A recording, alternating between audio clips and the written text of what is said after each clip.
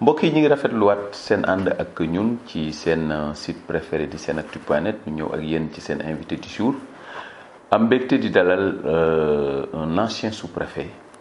di monsieur Bafodé Kalo nga xam ne def na service ci un peu partout dans le pays ñu bëggoon mu dellusiwaat ak ñun ci yu bëri yoo xam ne wàllu actualité la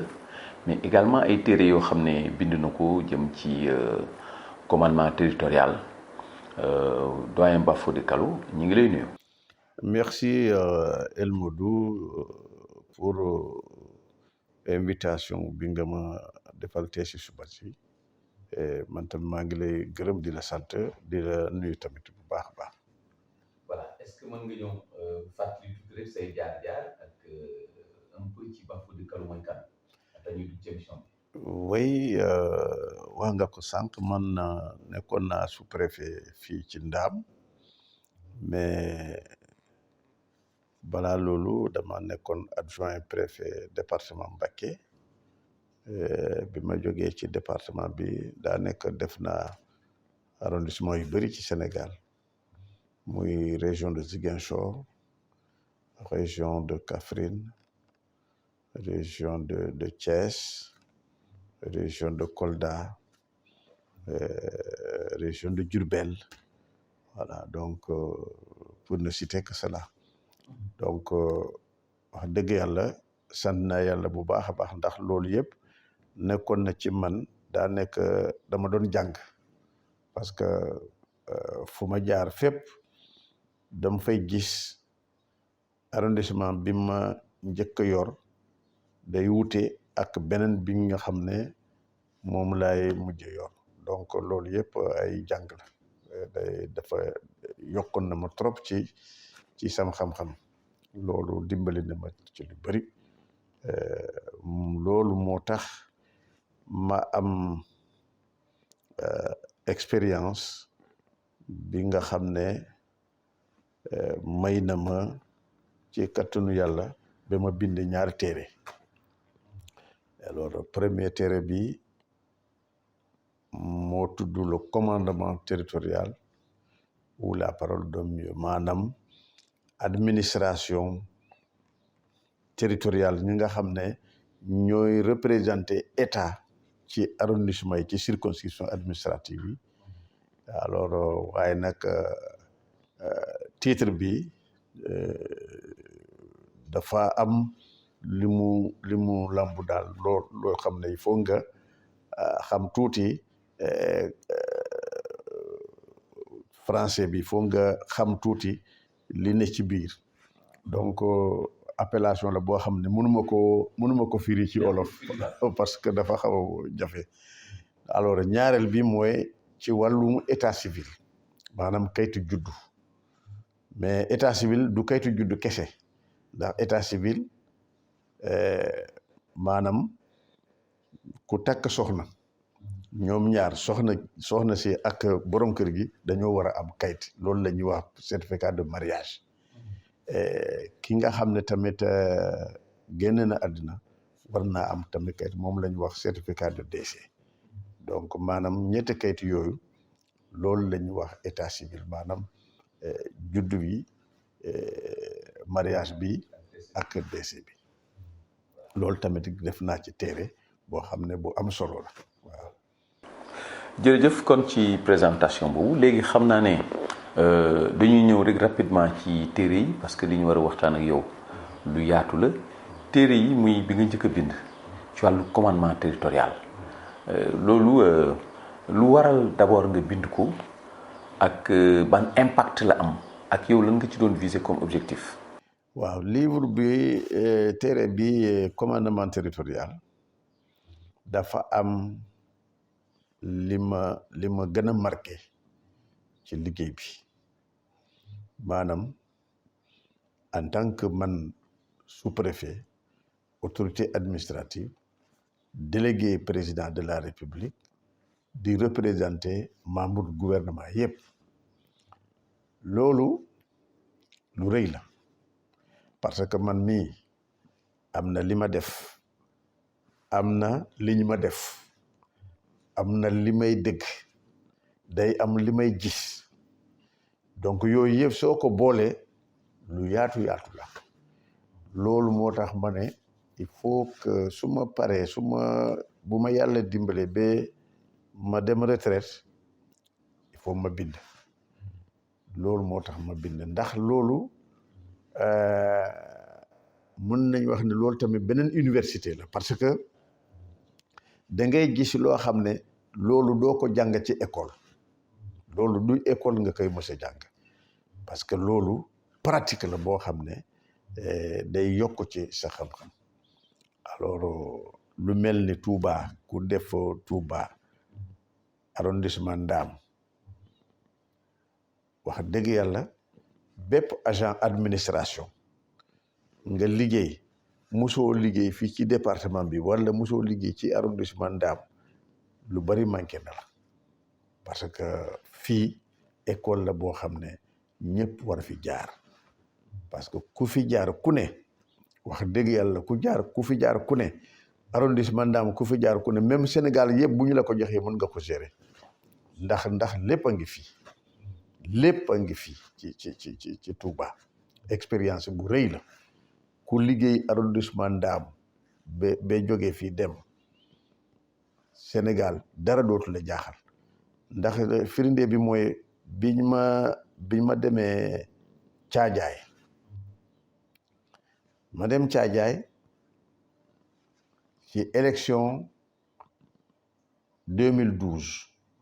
maa ko organisé Caajaay waaye bi ma xoolee liste électorale carte électorale Caajaay 82 bureau de vote maanaam juróom-ñetti fukki bureau ak ñaar dama maa defaree ndax Ndaam gi boobu jamono bi ma fi nekkoon 400 bureau de vote ak ñaar fukk ak juróom-benn jamono jooju bi ma demee Caajaay arrondissement bi yëpp juróom-ñetti fukk bureau ak ñaar loolu toll na centre de vote Darou Marnane arrondissement ndax Darou Marnane arrondissement jamono jooju mu ngi am juróom-ñetti fukk bureau ak juróom daa nekk sax moo ëpp tuuti sax arrondissement bi benn centre de vote ci arrondissement Ndam donc moo tax ma ne la ku fi jaar ku ne foo dem ci Sénégal day nekk dafa mel ne loolu day nekk loo xam ne mel na du liggéey daal da ngay toog nii rek mel na kuy foo daal waaw day yomb voilà day yomb voilà day yomb expérience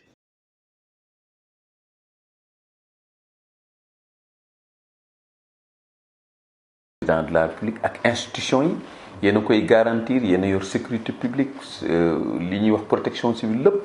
li nga xam ne nguur gi moo ko téye ci kaw yéen a ko téye à la base loolu doonul lu yomb mais li ñu nemmeeku léegi mooy administration civile xëy dafa mel ni doole jëm amoon ak weg gi ñu leen wegoon dafa xaw a suufe léegi loolu ci sa xalaat lan moo ko andi ndax manque de civisme la wala nit ñi ñoo xamatul wala administration bi ci boppam moo doxeetul nam daan doxee. waaw question bu am solo la bi nga posé nii looloo jaaxal ñëpp waaye nag tontu yi yomb na parce que dëgg administration bu njëkk ak tey wuute na ci wàll doxalin bi ci wàll nit ñi ci wàll population yi ci wàll administré yi ci wàll institution yi ci boppam ak dëkkuwaay ak fu ñuy liggéey ak yëpp parce que administration dafa nermelu léegi nag li ko def politique moo ëpp il faut nañu waxante dëgg politique daa dugg ci administration ba mujj gi administration dafa mel ne politique bi daf ko xooj alors loolu suñu demee ba toll foofu nit ñi war nañu ragal tuuti war nañu tiit parce que administration li ñuy wax ci état de droit loolu moo war a dimbale askan wi loolu moo war a assurer sécurité askan wi waaye su fekkee nit ñi dem nañu ba administration mu am boobu tolluwaay loolu war naa indi njaaxale bu rëy ci askan wi parce que administration parce que nit ki dafa war a am loo xam ne fu mu war a wéeru su amee njaaxale fu mu war a dem waaye léegi bu ñu gisee ne administration léegi foofu ne autorité administrative xoolal seen logement yi fi ñuy dëkk logement yi seen logement dañuy am ay agent yoo xam ne ñoo leen yilif logement agent yooyu moo gën a rafet moo gën a nekk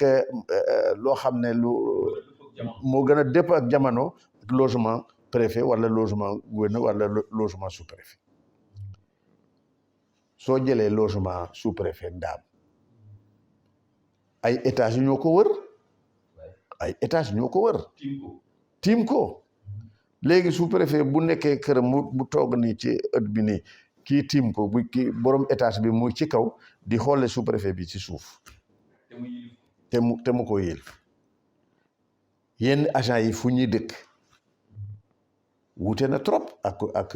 kër sous-préfet bi du benn loolu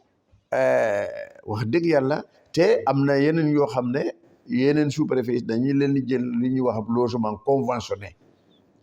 te loolu tamit loolu dimbalewul état parce que état lu mu ci dépensé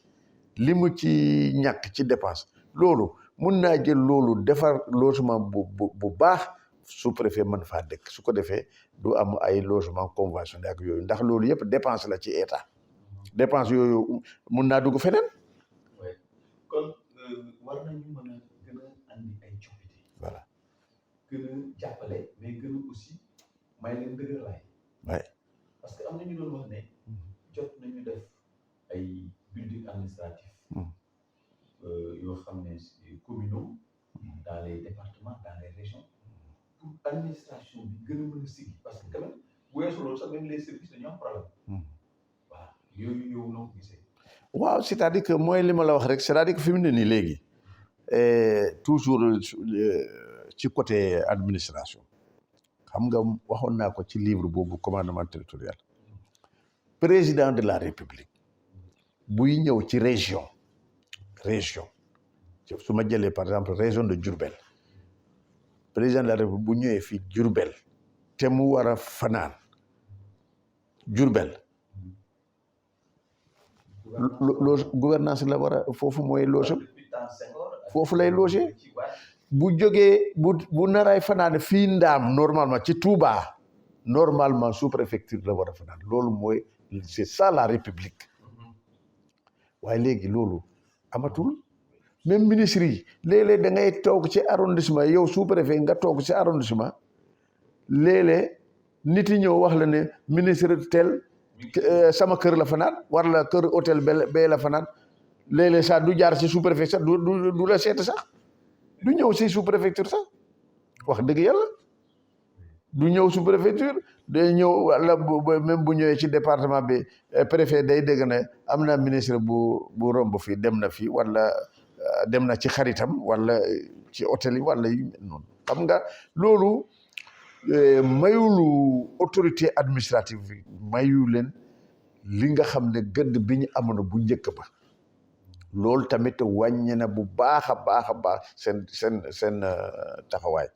parce que population yi dañuy gis dañuy xam buñ gisee ne léegi kilifa bu toll nu président wala ministre ñëw na jaar na ci préfet wala jaar na ci gouverneur wala dem na ci sous préfet d'ailleurs fa la fanaan loolu dafa am mandargal boo xam ne dafay gën a dëgëral république bi waaye léegi nga nekk représentant ministre ci arrondissement bi ministre yi ñëw ci biir arrondissement bi fanaan fa dem ñëwul ci yow nit yi ñooy ñëw ni la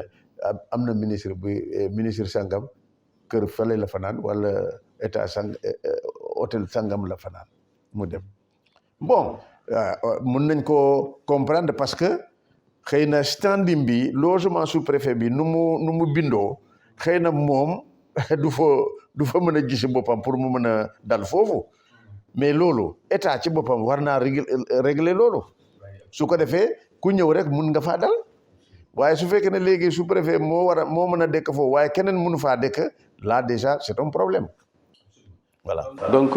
gis nga ni nga soulever difficulté yooyu mu nekk loo xam ne lu am solo la kon vraiment war nañ gën a mën a joxaat gëdd l'administration territoriale parce que moom moo représenté état bi léegi bu ñu génnee ci loolu xam naa ne am na beneen livre boo bind ci wàllu état civil peut-être dinañ ci dellusiwaat ci beneen émission ñu gis ne état civil également am na problème parce que boo xoolee comme suñu diiwaan yi da ngay gis ne nit ñi danañu juddu à plusieurs reprises am na ñoo xam ne aussi fu mel ni département Mbacké tey jii pour nga commune bu Mbacké laa bëgg a wax sax surtout département bi pour nga am fi këyit c'est tout un problème da ngay gis nit ku dem ba université këyitam mu ñëw fekk ñu jox ko keneen ce genre de situation yow bi nga ko déggee ci jamono yële si Mbacké lan la def lan la inspiré en tant qu'autorité administrative. mais El Modou situation boobu du Mbacké rek Dakar mi nga xam ne mooy suñu capitale Dakar am na problème état civil am nay xale yi nekk Dakar amuñu kayitu juddu am na xale yoo xam ne seen yaay ak seen papa ñoom ñëpp amuñu kayitu juddu am nay kër yoo xam ne du baay ji du ndey ji du doom ji kenn amul kayitu juddu loolu am na loolu kenn musu koo xalaat ne bu njëkk ba que Dakar dina am situation yu mel noonu waaye affaire bi dafa law ba amul dëkk boo xam ne amul problème bi Mbacké am na feneen ak feneen waaye li ko def départ bi mën nañu jàpp ne waajur yi seen bopp ñoom ñoo deful seen rôle li ñu war a def parce que soo amee doom nga di ko tudd dégg nga te ba pare bisu ngénte liñ fay def li ñuy def ci ngénte li te code électoral dafa tere yenn dépenses yi ci dépense familiale mais nit ñi respecté wuñu loolu parce que boo xoolee code électoral dañu ne njëgu kii bi xar bi ñu war a rendi wala béy bi njëg bi warul passé ñaari junni xam nga code électoral bu 72 la waaw code de la famille 72 la d'accord mais aujourd'hui fekk jamono boobu mun nga am xar ñaar téeméer mun nga am béy juróom fukk kilo ceeb fukk ak juróom la woon mais jamono yu bokkul léegi fi ñu toll nii saako ceebu ñaata la xar bi lu muy jar d'accord c'est vrai mais mun nañu xoolaate code voilà code de la famille dañ ko war a seetaat su ko defee ñu def ay loi boo xam ne mu méngoo ak sunu dundin. ak dundin waaw code de la famille boobu pour ñu taxaw ci parce que c'est important ñu bëri ñu ngi laajte pour ñu réformer ko ci ay yow tey en tant que ku expérimenté xam code de la famille tey réforme yan lañ ci waroon andi pour mu gën a dëppoo ak suñu réalité mais gën a dëppoo aussi ak jamono. waaw parce que xam nga léegi soo xoolee léegi da ngay dégg ne diw takk na soxna may na ko fukki million wala may na ko juróomi million xam nga loolu wax dëgg yàlla takk warul mat million parce que loolu yenn yi situation boo xam ne te fekkee yéen a ngi def lu mel noonu sa wetu kër am na ñoo xam ne bu ñu añee du ñu reer wala du ñu ndekki te dañu tere gaspillage waaye nit ñi respecté wuñu loolu te loolu c'est pas normal loolu yëpp problème la boo xam ne dañu ko war a seetal léegi kayitu juddu yoo xam ne boo demee état civil nga bëgg ñu defal la benn copie soo demee ñu ne la yow yaa ngi tudd Ibrahima bu ñu ubbee registre bi ñu ne Souleymane moo ci nekk te yow doo Souleymane doo Ibrahima te li gën a grave encore kooku su la jiitoo ci dépôt carte d'identité moom yow doo am maintenant situation bi loolu yëpp mun nañ ko régler parce que yow léegi dinañ laa defaraat il faut ñu defaraat la parce que la loi de 77 a prévu li ñuy wax reconstitution képp koo xam ne sa kayitu juddu dafa lakk wala gisatuñu ko te yaa ngi am ay référence mun nañ la defaat reconstitution moo gën reconstitution boobu nag mooy problème Mbacké ci jamono yi. voilà maintenant non reconstitution normalement bu ñuy def reconstitution sa tur baay sa tur ndey yow sa tur lépp sant bi yëpp da ciy nekk du ñu dindi dara date de naissance année bi nga juddu yëpp dañ ciy def reconstruire maanaam mooy defaraatal pour que sa kayitu juddu pour nga jotaat voilà comme lu meloon loolu lu bëri état civil yu bëri xamuñu loolu maîtriser wuñu loolu parce que problème fondamental waxoon naa ko ci RTS état civil léegi fi mu ne nii xam nga léegi dafa am centre d'état civil toll na presque ay 600 presque parce que les maire bu nekk officier d'état civil la léegi communes yi dem na presque 600 parce que 577 communes la woon te ils sont tous des officiers d'état civil léegi nag bi ñu créé département Kër Masar donc dafa mel ni communes yi yokku na tuuti n'est-ce pas donc loolu boo ko xoolee ñii nekk officier d'état civil ay ñu bees lañu musuñu exercer fonction boobu maire yi nga xam ne dañu leen hérite bees donc ñoom ñëpp dañoo soxla formation dañu leen war a former pour ñu xam ne officier d'état civil li mu war a def li mu wartu def te encore état civil nit ñi dañ ko def marchandise ñu bëri ñi nga xam ne bokkuñu ci service bi dañu ne ay facilitateur ay agent d'affaires ñu dugg ci loolu tamit nekk na loo xam ne lu gën a compliqué fonctionnement état civil loolu yëpp dañu ko war a réglementer su ko defee ñi war a liggéey état civil ñu jox leen seen gëdd ñu jox leen li ñu war a def ñu recruter agent yoo xam ne ay agent yi nga xam ne mën nañu liggéey bi ñu jox leen recruter leen jox leen solde bu baax ñu fay leen fay bu baax su ko defee du ñu dugg yenn détails parce que nit ki su fekkee ne amul traitement bu baax loolu moo koy yóbbu ci yenn détails yoo xam ne di dugg ay falsification ay du faux ba ñu jàpp leen dugal leen kaso. voilà donc loolu dafay loo xam ne dafa war a jeex ci état civil ndax état civil ku amul kayitu juddu nit koo xam ne juddu na amul kayitu juddu kooku dafa mel ni nit kooku existé wul nekkul te nit koo xam ne amul kayitu juddu munoo am carte d'identité ku amul carte d'identité munoo am passeport ku amul carte d'identité munoo wote munoo bindu ci liste électorale dafa mel ni yow bokkuloo ci lépp luy nekk ci en tant que citoyen yow bokkoo te loolu baaxul donc loolu. léegi pour clore chapitre boobu lan lañ mën a def ba état civil gën a fiable ak aussi nit ñi bu ñu juddoo rek ñu mën leen a bind comme ni mu amee ci réewu tugal yi nga xam ne même ñoom sax dem nañ ba boo waree dugg école sax dañ la indiquer école bi nga war a dem. xam nga état civil nit ñi dañ ko joxuñu ko gëddëm bu baax waaye état civil mooy point numéro 1 ci réew parce que état civil su doxee normalement war nañ xam ne suñ jëlee exemple Mbacké comme yaa ngi jël Mbacké war nañ xam at bu ne ñaata école lañu war a créer Mbacké ñaata poste de santé la Mbacké war a am ci yan dëkk lañ ko war a def Mbacké ban façon hôpital lañ fi war a tabax population démographie bi état civil statistique bi ñu fay def loolu moo wone que ne maanaam Touba Fall population toll na boo xam ne war naa am léegi poste de santé wala war na am centre de santé parce que population bu tolloo yenn lim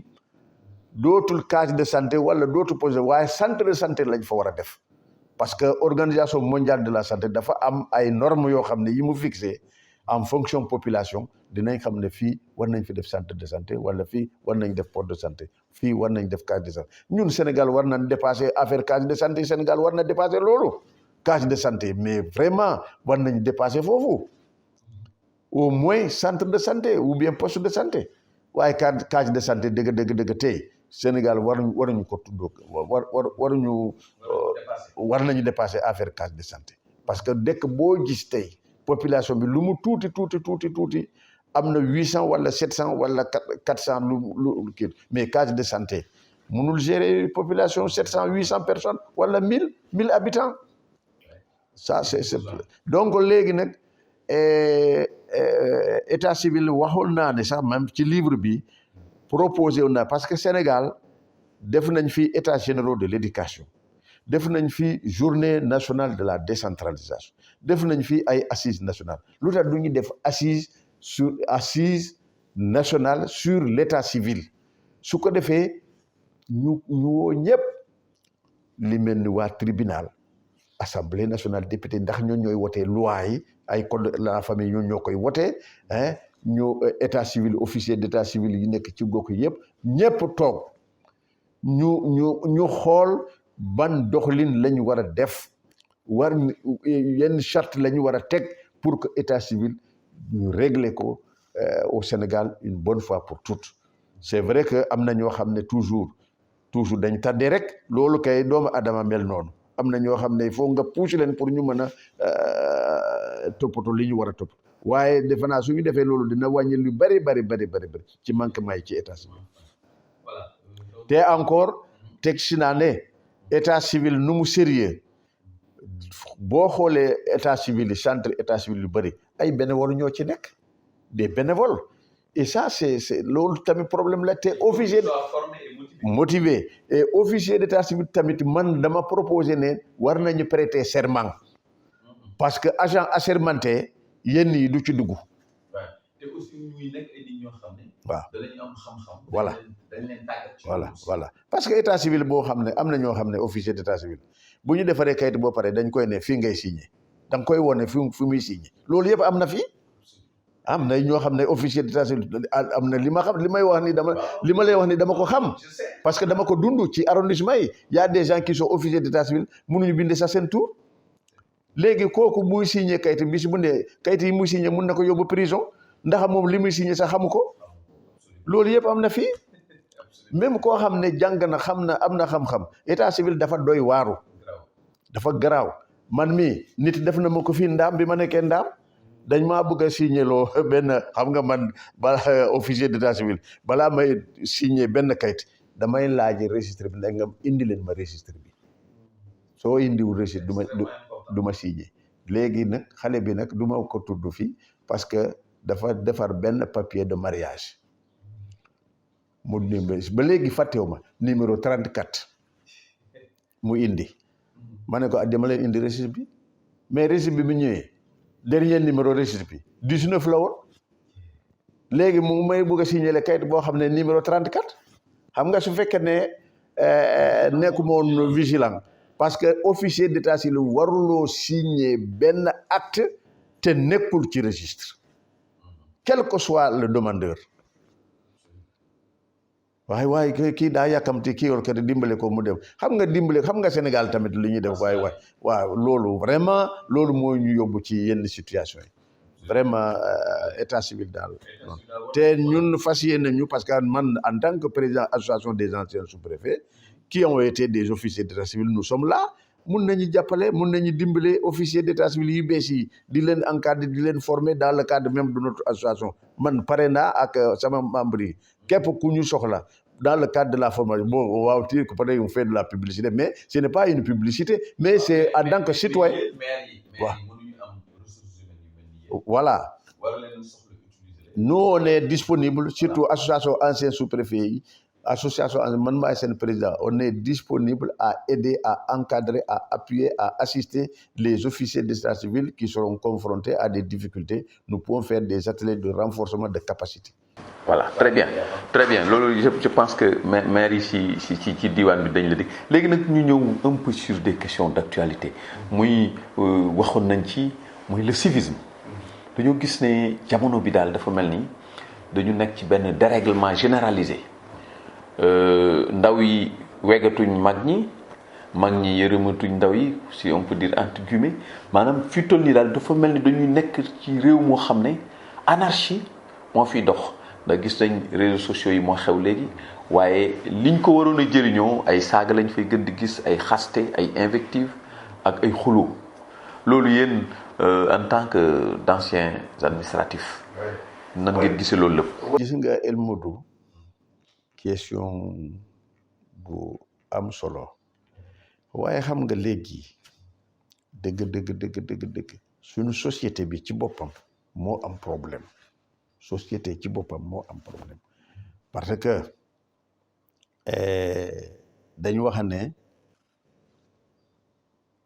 bant li mu yàgg ci ndox du soppaliku gis xam nga loolu la mag yi di wax te muy dëgg waaye ñun parce que am na yenn comportement yi nga xam ne loolu nekkul sunu aada nekkul sunu éducation waaye relation yi léegi fi mu ne nii ouverture bi dem na ba mu ëpp civilisation yi interpénétration yi la circulation des personnes et des biens donc tax na ba wàllante bi am na ci wàllu comportement ci wàllu vie en société kii jóge fële ñëw fii kii jóge fële ñëw fii kii jóge fële ñëw fii su ko defee parce que aujourd'hui comme on le dit c'est un village planétaire donc ñi am mentalité bokkut ak ñun suñu mentalité bu ñuy àndee wàllante day am te am nañu problème tamit fi mu ne nii doom yi déggatul seen baay respecté wuñu kilifa donc phénomène la boo xam ne phénomène bu doy waaru la maintenant ci wàllu réseaux sociaux loolu tamit dafay loo xam ne mel na océan Atlantique buy dem xam nga mënoo ko arrêté ci ay say loxo donc loolu tamit réseaux sociaux tamit noonu la demee maintenant waxtaan di jéem a ramener nit ñi waxtaan ak ñoom ne leen nañu wàññi lii nañu bay lii bu kenn def suñu continuer sensibilisation rek fi mu ne ni moo fi sës parce que parce que bu ñu ne démocratie kon ñu ne ku nekk mun naa exprimer wu dans la liberté liberté d'écrire liberté d'aller liberté de mais nag on a dit que la liberté des uns s'arrête là où commence celle des autres donc loolu tamit il faut que nit ñi xam il faut ñu bàyyi xel ci loolu waaye réseaux sociaux kenn mënu ko arrêter parce que toll na foo xam ne pour arrêter ko beneen mbir lay doon waaye nag li ñu mën a def mooy nañu waxtaan rek nañu dellu xel yi nit ñi ñu bañ loo xam ne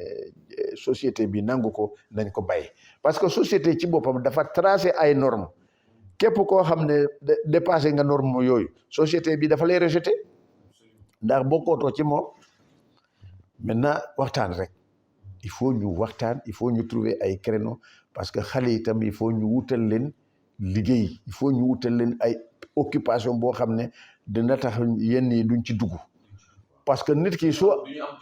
parce que nit ki bu amee jot mun na ko yóbbu fu ne waaye nga yaakaar ne les jeunes yoo xam ne dafa am ay usines yoo xam ne dañ fay liggéey maintenant à partir de 21h yéen vous montez ngeen wàcce ay 4h 5h 6h du matin kooku su wàccee lan lay wuti fu muy tëdd mais quand les gens sont désœuvrés amuñu liggéey amuñu lu ñuy def di toog ci grand place naan ataaya ainsi de suite loolu baaxul dañu leen war a encadrer trouver leen créneau boo xam ne dina leen empêcher ñu mën a dugg yii parce que nit lu bëri jot la nit lu mu am jot rek def ko maaye su fekkee ne amuñu jot dugg ci yooyu yëpp usines yaa ngi nii ñuy dem di liggéey usines yi ñuy dem di liggéey entreprise ñeneen ñi dañuy leen ubbi ay créneau agriculture ñeneen ñi nekk ci activité commerciale bu ñu liggéeyee ba sonn kooku su wàccee talul leen lu dul fu muy noppalu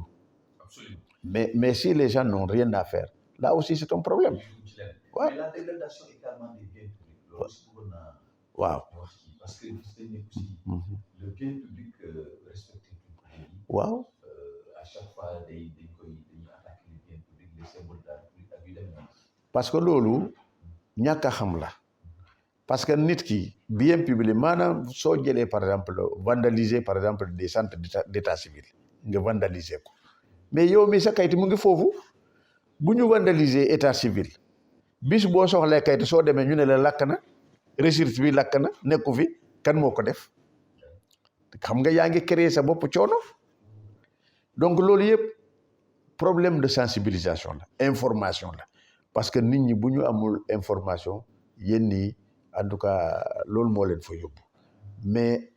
bien public comme nuñ ko waxee bien public bien la boo xam ne du El Modou moo ko moom du sous-préfet bi moo ko moom du président moo ko moom wala du ministre sangam moo ko moom wala du sëriñ si moo ko moom loolu ñëpp a ko moom li ñëpp bokk dañ ko war a sàmm mu bañ a yàqu parce que bu ñu ko sàmmlu bu yàqee rek ñun ñëpp ñoo ciy lor donc loolu moo tax bien public dañ ko war a aar sàmm ko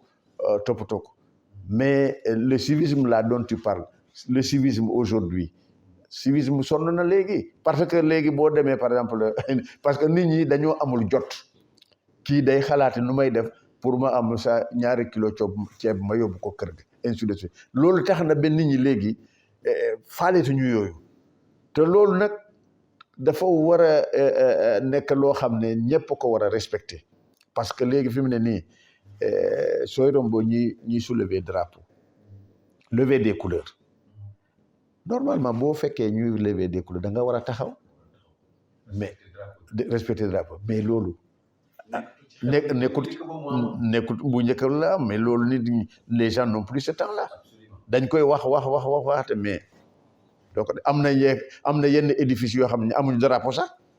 mais même suñu ko amee dafa xotteeku ba soo koy romb sax da ngay rouge ñu ne drapeau Sénégal rouge vert jaune rouge la léegi comment dire jaune bi dagg na mu des vert ak rouge wala vert bi dagg na mu des jaune ak rouge mais jaune ak rouge du drapeau Sénégal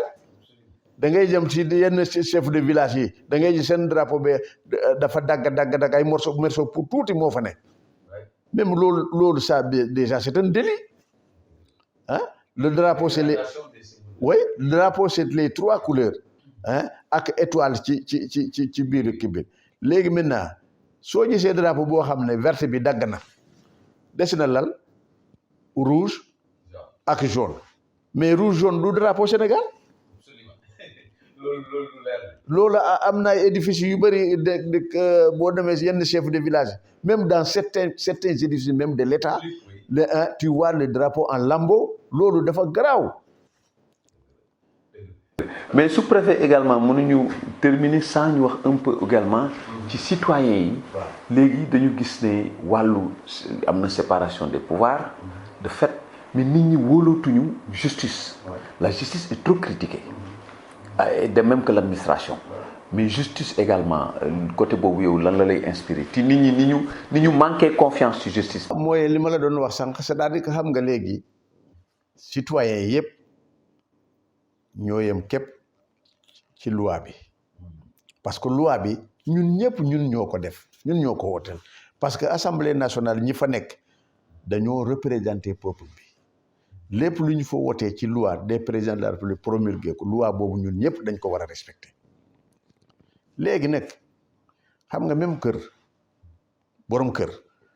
mu ne 10 heures bu jotee na ñëpp tëdd exemple laa lay jox bu 10 heures jotee na ñëpp tëdd bugguma gisee ku ci fay leen lamp dina ñëpp tëdd léegi borom kër joxe na boobu ndigal ordre pour kër gi waa léegi moom ci boppam borom kër moom ci boppam du tëdd avant 1 heure moom 1 heure lay tëdd loolu problème la nga ne de 22 heures na ñëpp tëdd yow maintenant nga génne nekk ci dëkk bi 1 heure du matin nga ñëw fëgg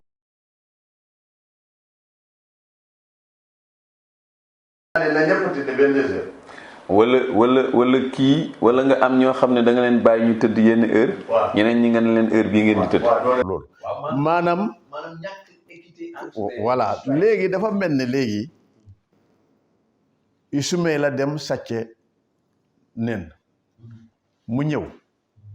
nga dóor ko ba loxo bi dam Moustapha dem na jël ganaar yi ci boppam la sàcc moom waaw mu ñëw nga ne ko demal may ko ndox mu naan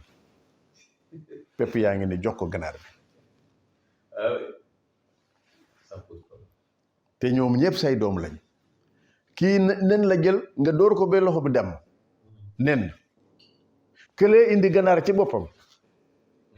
nga ne ko pepp yaa ngi ne may ko pepp bu kii waaw léegi borom kër gi xam nga te deewul njaxanaay dafa féete boor te loolu yoon du dëgg xam nga li ñu wax ne fii Sénégal affaire justice comme niñ ko waxee am na ñoo xam ne wóolatuñu ainsi de suite c'est-à-dire que justice dafay loo xam ne nit ñi ñoo koy doxal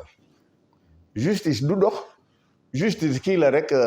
man dafa am lu muy mandargal ci doxalinu ji réew mi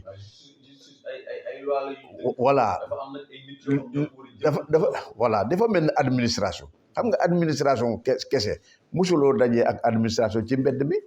mais dafa am nit ñi ñoo koy doxal nit ñi nga xam ne ñoo yore responsabilité pour doxal administration. waaw gis nañ ko wàllu justice par exemple boo demee tey Amérique nga xam ne procureur général ba président baa ko nommé waaye ka ko nommé man maa ngi koy topp ci yoon donc loolu mooy justice maanaam nañ ko doxal rek teg ko ci yoon. ñu ngi lay sant bu baax monsieur Soufé peut-être un mot ci élection yi fi jaar ak ni mu tëddee nga xam ñu bëri yaakaaroon nañ fitna dina am waaye yàlla def na jàmm ba finalement yëpp mujj na jaar yoon loolu ñu am noonu lan lañ ko war a préserver ak lan lañ si war a dolli encore une fois. élection bi sant yàlla wax dëgg yàlla ndax suivre nañ ko wax dëgg yàlla dañoo tiitoon waaye yàlla def na ci jàmm loolu yëpp baax na waaye nag xam nga comme li ñu doon wax nii rek xam nga li ñëpp bokk ñëpp wan nañ ci seen bopp parce que élection nu mu demee fii Sénégal ci élection législative bi sant nañ yàlla bu baax ndax amul fitna amul kii seulement nag nu mu demee loolu wax dëgg yàlla mën nañ wax ne loolu mus fi am parce que problème liste yi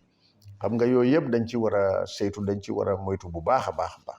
ndax war nañ liggéeyaat daal ci code électoral bi war nañ liggéey bu baax su ko defee mu nekk jubóo ñëpp jubóo parce que Sénégal ñëpp ko bokk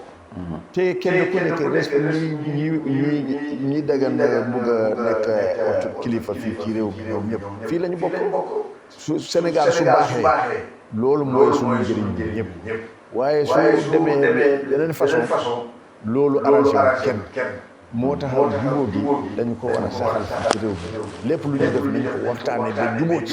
nañ ko waxtaane ba jubóo ci su ko defee lu yoonu santaane ñu def ko appliqué ko respecté ko su ko defee jàmm ni ñooy waaw. voilà ñu ngi koy sant bu baax monsieur le préfet Bafodé Kalo ma bàyyi la rek nga peut-être nga def sa dernier mot. waaw donc di la gërëm di la sant parce que wax dëgg yàlla jàmbaar nga loolu ci presse bi parce que yàgg nga ci vraiment foo jaar fu ne da nga fay bàyyi en tout cas appréciation yu baax te sa site bi vraiment site la boo xam ne ñu bëri dañ koy suivre ñu ngi koy déglu parce que yu am solo ngeen ciy def donc di la ci sant di la ci gërëm bu baax yow ak sa équipe yëpp di leen ñaanal yàlla may leen ay résultats yu baax a baax ci kii bi parce que presse dafa am solo alors presse comme niñ ko waxee beneen pouvoir la donc am na solo ci réew donc su presse amul vraiment dana am loo xam dafa mel ne nga togg loo xam ne amul xorom donc presse bi mooy xorom bi te wax dëgg yàlla yow ci côté boobu yaa ngi béy sa wàll bu baax a baax waaw kontaan nañ ci yow di la remercier ak say équipe yëpp di ñaan yàlla may leen fan yu gudd ak wér. jërëjëf ñu koy sant bu baax moom également le sous-préfet l'administrateur civil monsieur Bafodé Kalo di ko ñaanal vraiment yàlla yàggal ko fi nit ku baax la nekk suñu nijaay nekk suñu lépp nga xam ne heure bu ñu ko sollicité wax dëgg yàlla ñaari livre am yooyu nag nekk na livre yu am solo yoo xam benn bi liir naa ko surtout commandement territorial bi boobu moom ñu bëri war nañ ko am liir ko mais également bi mu def ci wàllu état civil ñu koy gërëm di ko sant di ko ñaanal vraiment yàlla may ko wër ak kàttan mu yàgg fi ci suñu kanam ñu yàgg si ginnaawam ñu ngi leen di gërëm bu baax di leen jox daje ci beneen yoon ci beneen invité asalaamaaleykum